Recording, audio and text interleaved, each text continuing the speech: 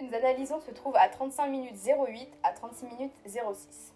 Dans cette scène, on y retrouve le personnage d'Amélie Poulain, une jeune femme altruiste qui aide un malvoyant à traverser la rue Le Py.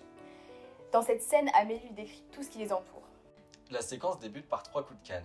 Ces 3 coups de canne nous rappellent les 3 coups de bâton au théâtre avant de commencer une scène. On enchaîne ensuite par un gros plan sur Amélie Poulain. Ces gros plans sont propres à Jeunet. Il en a plusieurs tout au long du film.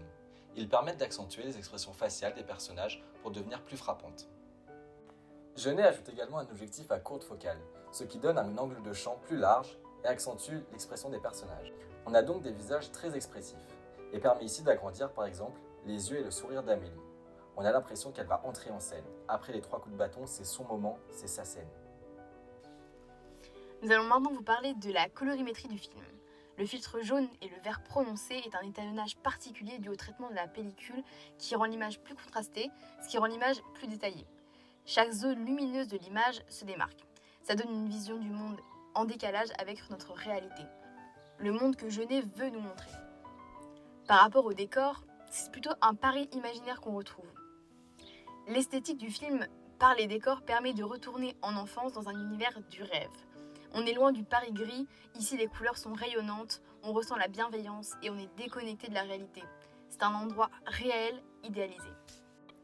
Tout le long de la séquence, nous avons une ambiance sonore qui habille la scène et qui nous permet de rentrer en immersion totale avec celle-ci. Il y a des sucettes Pierrot Gourmand. Vous sentez ce parfum?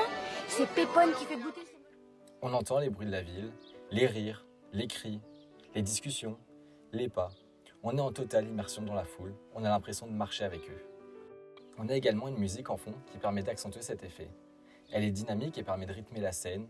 On bouge en même temps que les personnages au rythme de la musique. On avance tout le long avec eux, à la symphonie de l'accordéon. Tout le long de la séquence, la caméra est posée sur l'épaule, comme si nous nous baladions dans la foule avec eux.